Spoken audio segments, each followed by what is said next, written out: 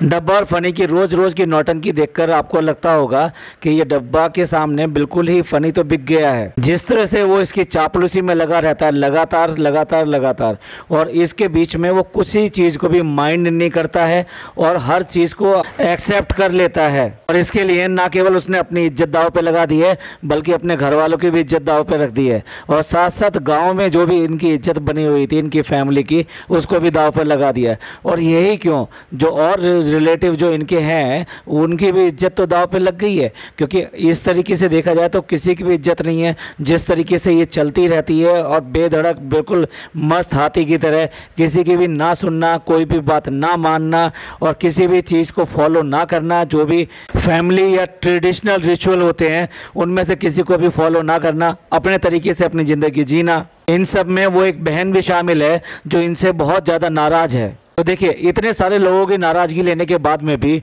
वो इसके अगर पीछे लगा हुआ है, तो इसका सीधा सीधा मतलब क्या है? बेचने का मतलब ये नहीं होता कि उसने उसको दे दिया अपने आप को और पैसे ले लिए, बल्कि उसने पैसे की खातिर ये सारी चीज़ें एक्सेप्ट कर ली है कि उसको लगातार लगातार एक सोने की मुर्गी मिल गई है, जो कि लगातार जो अंडे देते रहेगी सोने के, और उसके अंडे कभी ख़त्म नहीं होंगे जब तक कि उसके पास में पूरा का पूरा सोने की मुर्गी है, उसके अंडे चलते रहेंगे। तो इससे ये तो साबित होता है कि वो लालची है, और इस सब के लिए वो उसके ड्रामेबाजी में पूरा पूरा साथ देता है। यहाँ तक कि उसकी ईगो को भी शांत करने के लिए वो सब बातें कहता है कि जो बेसिकली जायज़ नहीं है या ये कहिए सही नहीं है। उसके बाद में भी उसकी ईगो को सेटिस्फाई करने के लिए, उसको बड़ा बनाने के लिए उसको ही कहता है कि नहीं नहीं, तुम बहुत अच्छे हो, हमारे माँ बाप बहुत खुश हैं, हम बहुत खुश हैं, तो इसलिए हमें किसी चीज़ की कोई परवाह नहीं है, इसलिए तुम ये करते जाओ, तुमको बहुत चाहने वाले लोग हैं, देखा है तुम साथ में कितने लोग आते हैं, कितने लोग तुमको अच्छा अच्छा बोलते हैं। तो इस तरह से पूरी तरह से उसकी ईगो को सेटिस्फाई कर रहा है। अब बात करते हैं फैमिली की, यानी कि इसके पेरेंट्स की। क्या पेरेंट्स भी इसी लाइन में अब आ गए हैं, या पहले थे या नहीं थे मुझे नहीं पता, लेकिन आजकल देखकर लगता है कि पेरेंट्स भी उसी लाइन में आ गए। जिस तरीके से उन्होंने यहाँ पर आके अपना रेस्टोरेंट देखा, उसका रेस्टोरेंट देखा, और उसके बाद में माँ कितनी खुश हुई है भाई, फूल नहीं समा रही, उसका खुशी जो देखी नहीं जा रही है। वो इतना खुश है, इतना खुश है कि उसके बेटे का इतना बड़ा इतना अच्छा मुंबई में रेस्टोरेंट खुल रहा है, और वो इसी दिन के लिए ये सब चीज़ें सह रही है, इसके नखरे सह रही है, इसकी पूरी की पूरी बदतमीजियाँ सह रही है, और इसके थ्रू जो भी बदनामी हो रही है उसको भी सह रही है। तो क्या ये समझा जाए कि इसने, माँ ने भी, बाप ने भी, दोनों ने, यानी सास ससुर ने, दोनों ने कॉम्प्रोमाइज़ कर लिया है? क्या इसको ये समझ सकते हैं कि कहीं ना कहीं इनके मन में भी लालच है और ये लोग भी लालची हैं? अब देखिए, एक्सप्लेनेशन देने वाले तो बहुत सारे आ जाएंगे और ये कहेंगे कि बच्चे की खुशी के सामने और बच्चे की प्रोग्रेस के सामने और उसको बढ़ता हुआ देखने के लिए और उसको ग्रो करते हुए देखने के लिए वो सब लोग कंप्रोमाइज़ कर सकते हैं। लालची बनना एक अलग बात होती है, लेकिन वो अपने बच्चे के लिए ये सब कर रहे हैं। ये सवाल मैं अपने व्यूवर्स के ऊपर छोड़ता हूँ कि वो इसको किस तरीके से देखते हैं, कि इसके माँ बाप भी अब लालची हो गए हैं इसके पैसे को देखकर। चलिए डब्बा के इस व्लॉग का रिव्यू करते हैं। सबसे पहले तो कुछ दिन पहले एक इसने प्लास्टिक बोतल दिखाई थी जिसके अंदर ऑयल था, जो कि सरसों का तेल था, और इसने ये कहा था कि हम प्लास्टिक को बैन करेंगे, प्लास्टिक अच्छी नहीं है, खाने पीने चीज़ों के लिए अच्छी नहीं है। और अब व्लॉग की स्टार्टिंग में ही सबसे पहले बिस्लरी की बोतल हाथ में है, और वो भी प्लास्टिक की बोतल है, और उससे ही पानी पीने के लिए ले रही है। आप खुद देख लीजिए, उस व्लॉग के बाद में और इस व्लॉग तक कहीं पर भी इसने प्लास्टिक का उपयोग जो है बंद नहीं किया है। प्लास्टिक की बोतल, डिस्पोजेबल बर्तन, ये सारी चीज़ें अभी लगातार यूज़ हो रही हैं। और वहाँ मौदा में भी जो प्लास्टिक के फ्लावर्स लेकर आई थी, वॉल हैंगिंग या फिर ये कहिए कि हैंगिंग के लिए लेकर आई थी, वो सारे भी प्लास्टिक के थे। असल में क्या, इन ब्लॉगर का काम यही होता है कि अच्छा अच्छा बोलो तो लोग बाग जो है तुमको अच्छा कहेंगे, बाकी कुछ करने की ज़रूरत है नहीं, क्योंकि अच्छा करने के लिए तो मेहनत करनी पड़ती है और कष्ट भी उठाने पड़ते हैं कई बार। अब देखिए, व्यूवर्स के सामने जानबूझ के ये सवाल छोड़ती है, जो सवालों के आंसर कुछ मतलब नहीं रखते, फिर भी वो सवालों को वहाँ पे छोड़ती है। और ऐसे इसने सवाल छोड़ा था एक और इसी व्लॉग के अंदर कि मिक्सी के अंदर गरम चीज़ें नहीं पीसनी चाहिए, उसके लिए बताओ। और यहाँ तक कहा कि भाई मैं ठीक है, मैं पीस रही हूँ इसमें मिक्सी में, लेकिन अगर मुझे कल कुछ हो जाए और कल मैं आपको ना दिखूँ तो आप जो है ना इसको पकड़ लेना, फ़नी को पकड़ लेना। अब अगर इसको बुद्धि नहीं है कि भाई क्यों करके मिक्सी में गर्म चीज़ें पीसने को मना करते हैं, तो कम से कम गूगल कर ले या किसी से पूछ ले तो पता लग जाएगा असली बात क्या है। आप अगर बॉयल चीज़ें उसके अंदर मिक्सी में अगर आप मिक्स कर रहे हैं यानी कि उनको पीस रहे हैं, तो उसके लिए क्या होता है कि उसके अंदर वाटर कंटेंट भी है और हीट भी है। तो जब आप इस तरह से करते हैं तो वो वाटर कंटेंट जो होता है वो उससे थोड़ा बहुत और बाहर आता है और उसकी जो वेपर्स हैं वो उसको प्रेशर डालती हैं, और ऐसे प्रेशर में ही जो उसको मिक्सी का नॉर्मली ढक्कन है ना, जो ऊपर लिड लगा रहता है, एक छोटा सा लिड लगा रहता है सेंटर के अंदर, वो निकल के बाहर आ जाता है और उसमें जितना भी मिक्सी के अंदर जो मसाला होता है यानी जो आप पीस रहे होते हैं जो कंटेंट होता है वो निकल के बाहर आ जाता है। तो ऐसे में पूरी किचन गंदी हो जाती है। समटाइम वो आपके ऊपर भी आ सकता है और क्योंकि गर्म होता है तो आपको भी नुकसान पहुंचा सकता है। ये एक खास रीज़न होता है जिसकी वजह से मिक्सी में पीसने के लिए मना किया जाता है। पर इस बेवकूफ़ को ये सब रीज़न कौन बताए, जब पूछेगी अपने व्यूवर से, क्योंकि व्यूवर्स अगर इस सब में लग जाएंगे, जैसा कि उसके व्लॉग के नीचे है भी, तो वो अगर लग जाएंगे तो वो क्या इसकी बाकी चीज़ों पे जो बाकी कमियां जो छोड़ देती है ये, उस पर उनका ध्यान नहीं जाएगा। तो ये ध्यान बटाने का बहुत अच्छा तरीका है कि हर व्लॉग में 2-3 क्वेश्चन ऐसे पूछ लो और इतना मासूम तरीके से पूछो जैसे इसे कुछ पता ही नहीं है, इसे कुछ जानती ही नहीं है। अब जिस सीड साइकिल को ये पूछ रही है, ये पूरी की पूरी वीडियोज़ अवेलेबल हैं, यहाँ तक कि गूगल पे भी अवेलेबल है कि किस तरह का इसका साइकिल फॉलो किया जाता है। फर्स्ट 15 डेज़ में क्या करेंगे, सेकंड 15 डेज़ में क्या करेंगे, कौन कौन से सीड्स लेने चाहिए, कैसे लेने चाहिए, सारा अवेलेबल है। और ऐसा नहीं है इसने ये जहाँ से देखा है वहाँ पे ये सब चीज़ें इन्फॉर्मेशन होंगी, लेकिन ये जानबूझ के आपके सामने ये सब क्वेश्चंस रखती है। और ज़्यादा सीरियस मत होइएगा, बिल्कुल भी नहीं, बिल्कुल भी नहीं। ये सब कुछ करने वाली नहीं है, ये सिर्फ इस ब्लॉग में दिखा दिया। इसके बाद में आपको ये सीड और सीड थेरेपी और सीड साइकिल ये कुछ भी आपको देखने को नहीं मिलेगा, क्योंकि कंटिन्यू रखना और कंटिन्यूटी बनाए रखना ये इसकी आदत में है नहीं। ये सिर्फ और सिर्फ आप लोग ले ढूंढ ढूंढ के ये सब चीज़ें लाती है जिससे अपने आप को रिलेटेबल बना सके और अपने आप को ये बना सके कि भाई मैं ये सब चीज़ें को कोशिश करती रहती हूँ। अब देख लीजिए सीड वगैरह ये सब ले लिए, उसके बाद में अपना नाश्ता जो है ना वो कार में आके कर रही है कि मैं ये ले लिया है और ये मैं थोड़ा गैप के साथ में मुझे खाना तो इसलिए कर रही है। तो कुल मिला के ये है कि कोई नाश्ता नहीं बनाया। अगर नाश्ता बनाया होता है या कुछ भी किया होता है तो वहीं पर उन सब के साथ में आराम से बैठ के नाश्ता करती जैसे कि खाने का दिखाती है। ये ना ही इसने कोई प्रिपरेशन करी है। अब ये बेवकूफ़ी वाला क्वेश्चन नहीं है कि अगर वो शेफ़ के लिए है या फिर ये कहिए अपने रेस्टोरेंट में जो काम करेंगे उनके लिए यूनिफॉर्म लेने के लिए आए हैं, ड्रेस लेने के लिए आए हैं, तो कह रही है कि जो पिज़्ज़ा है पिज़्ज़ा के लिए भी शेफ़ की ड्रेस ले लें। अगर सब लोग शेफ़ की ड्रेस पहन के घूमने लगे तो क्या वो शेफ़ बन जाएंगे? ये तो बेसिकली एक डिग्री है, एक स्किल है जो आदमी के अंदर आ जाने के बाद में प्रॉपरली प्रोफेशनली आप जब ये सीख जाते हैं तब आपको एक शेफ़ बोला जाता है। ऐसा नहीं है कि आप कुछ भी सीख लिया, कुछ भी कर लिया, उसके बाद में आप शेफ़ कहला रहे हो। मेरे ख्याल तो से तो ऐसा करना चाहिए, से वकीलों वाले कोट ले लेने चाहिए और वो पहन के घूमना चाहिए, तो ये वकील कहलाएगी। सब लोग जो क्या समझेंगे इसको वकील समझेंगे। भाई वाह।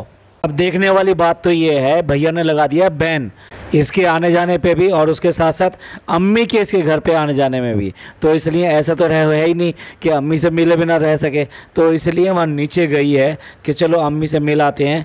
जब से आए तब से मिलने नहीं आए हैं। और गंदगी की हालत देखिए, मतलब ये इनकी सोच की देखिए, इसकी सोच कैसी है।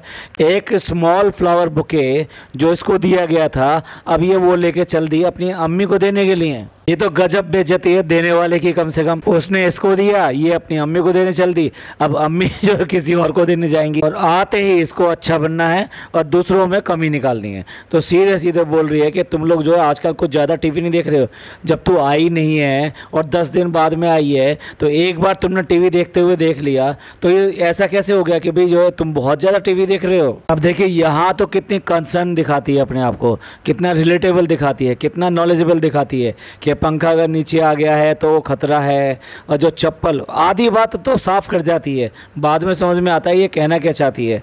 चप्पल जो है हील वाली या इस टाइप की जो है ना वो गिर सकते हैं, तो इसलिए कह रही है कि चप्पल जो है ना उसको काम वाली को भी मत देना। कितनी अच्छी अच्छी सीख देती है, लेकिन खुद अगर इसके बारी आ जाए खुद अपनी, तो ये जो रोने बैठ जाती है, घबराने बैठ जाती है, या फिर दर्शकों से सवाल पूछना शुरू कर देती है। ऐसे में आप कैसा करेंगे? आप मुझे बताएं कि कैसा अच्छा लगता है, कैसा करना चाहिए। और उसी अथॉरिटेटिव वे में ये बोल रही है उससे कि भी तुम चाय बना दो मेरे लिए। अरे ऊपर तुम्हारे सास ससुर हैं, कुछ और लोग भी हैं, वहाँ जाओ। लेकिन क्या वहाँ जाएगी तो चाय की अगर बात आएगी तो खुद सबको बनाकर पिलानी पड़ेगी कि सबको पिलाना है, या फिर जो है उसको ही आदेश देना पड़ेगा रुखसाना बाजी को कि चाय बना के ले आओ। तो सबको बुरा लगेगा कि यार कैसे आते एकदम जो है हुक्म चला रही है ये। तो इसलिए उसने सबसे अच्छा यही सोचा कि भैया रीज़ा से चाय बनवाओ और मज़े से चाय पियो और उसके बाद में ऊपर चलेंगे। एक और इम्पॉर्टेंट बात देखिए, भाई ने ये कहा था कि जब तुम्हारी छुट्टी हो जाएगी, यानी कि नान से ये कहा था जब तुम्हारी छुट्टी हो जाएगी तो तुम्हारे बर्थडे पार्टी हम करने के लिए हम बाहर चलेंगे। अब बारी आ गई है उस बर्थडे पार्टी करने की। तो उस बर्थडे पार्टी में इसको जाना है नहीं जाना है ये इसको भी ठीक से नहीं पता। इसलिए फ़ोन पे जब वो पूछ रहा है कि आप अब भी चलोगी तो कह रही है पता नहीं। और ये डेफिनेटली है वो इसको लेके जाने वाले नहीं है। वो पार्टी ऐसे ही वो मना कर आ जाएंगे, इसका नाम तक नहीं लेंगे, इसका जिक्र तक भी नहीं करेंगे, ये भी नहीं बोलेंगे अपने व्लॉग में कि ये आ गई है कि नहीं आई है। ये कंडीशन है आज की डेट में इनके घर की और इन भाई बहनों के रिश्तों की। एक बात समझ में नहीं आती, कुछ सामान लेना था घर का, 2-4 सामान लेने थे, खास तौर से एक आला चिल्ला रहे थे जो बेसिकली कपड़ों में वाइटनिंग के लिए काम में आता है, उसको लेने के लिए जा रहे थे। तो उसको व्लॉग में शूट करने का क्या मतलब था? सारे के सारे गाड़ी में लद गए हैं, डिपार्टमेंटल स्टोर में गए हैं, वहाँ जाके आला लेकर आए हैं और भी कई सारी चीज़ें लेकर आए हैं। इसका कुछ मीनिंग नहीं था, कुछ मतलब कंटेंट नहीं दिखाई देता इसका कि ये व्लॉग में क्यों करके डाला गया। और ये जिस तरीके से उससे शॉपिंग करवा रहे हैं कि भाई ले लो घर के लिए क्या क्या चीज़ें लेनी है, और लोग बाग जो इस पर तारीफ़ करने बैठ जाएंगे कि भाई तुम अपने हाउस हेल्प का कितना ज़्यादा ख्याल रखते हो, आप लोग कितने अच्छे हो कि उनको भी अपने साथ में रखते हो और साथ साथ बराबरी का दर्जा देते हो। भाई ये सब जानबूझ के ये सब दिखाते रहते हैं। वास्तविकता में मतलब यही है कि घर में काम करने के लिए इन्हें कोई चाहिए तो उसके लिए ये साथ में लेकर आए हैं। अगर ये बताइए अगर ये नहीं होती तो उनके सास ससुर के नाश्ते का क्या होता? ये तो महारानी उठी हैं, आराम से अपने तसल्ली से उठी हैं, तो ऐसे में उनके नाश्ते का क्या होता और उनकी केयर कौन करता? अब देखिए इसी व्लॉग में नेक्स्ट डे हो गया है और उसके बाद में सीधा कुछ नहीं दिखाया, दोपहर दिखा दी है और बीच में ना नाश्ता दिखाया ना कुछ किया, यानी कि अगेन ये सारी चीज़ें स्किप करी गई होंगी और डेफिनेटली ये उसी तरीके से मैनेज हुई होंगी जैसा हमने बताया। तो ये अच्छी बहू बनने का जो ड्रामा कर रही है ये टोटल ड्रामा ढकोसला चल रहा है। और भाई ये सब काम करते हुए कमाई भी तो ज़रूरी है, तो प्रोडक्ट प्रमोशन के लिए फिर दोबारा से परफ्यूम लेकर आ गई है। पता नहीं क्यों जब भी परफ्यूम का नाम आता है, इत्र का नाम आता है तो याद आ जाता है कि ये लोग कितने कितने दिन तक नहीं नहाते, इनको तो परफ्यूम की बहुत ज़्यादा ज़रूरत है। ये अपना 2020 वाला कोड नहीं, इन्हें तो 100 वाला कोड लगाना चाहिए और सारे घर में रखना चाहिए, क्योंकि अगर इनके बराबर में कोई खड़ा हो जाए तो भैया क्या पूछें, क्या उसको फीलिंग होगी। और ये सबको लेकर रेस्टोरेंट आ जाते हैं और रेस्टोरेंट में जिन्होंने सरप्राइज़ प्लान किया होता है वो कृष्णा का सरप्राइज प्लान किया होता है जो कि टॉयलेट में से निकल के बाहर आता है। चाहे इनको लालची कहो, इसके पेरेंट्स को यानी कि सास ससुर को, लेकिन फिर भी कुछ भी कह लीजिए प्यार मोहब्बत तो कम से कम दिखाते हैं और करते हैं। कृष्णा को देख के उसकी मदर कितनी खुश हुई, यहाँ तक कि उसके फादर भी बहुत खुश हुए। और इन्हीं को ही नहीं, इसकी मदर जो है ना उन सब लड़कों को भी प्यार कर रही है जो कि बेसिकली मौदा से रिलेट करते हैं या फिर मौदा से आए हैं यहाँ पर। और रेस्टोरेंट से आके वो खाना बनाने का ड्रामा भी हो रहा है और ड्रामे में ही ये कहता है कि भैया मैं गुलाम बनना नहीं चाहता, अम्मी जो है ऐसा बोलेंगी इसलिए मैं तुम्हारी हेल्प नहीं कर रहा हूँ। यानी इसको भी सेट रखना चाहता है, कोई गड़बड़ भी ना हो, सब कुछ होता रहे, ये ड्रामेबाजी चलती रहती है इनकी। और नमक जैसा इंग्रेडिएंट जिससे कि खाने का स्वाद बनता है और फिर आप कुछ भी कह लीजिए बाद में जो डालते हैं एक तरह से कच्चा नमक हो जाता है खाना बनने के बाद में।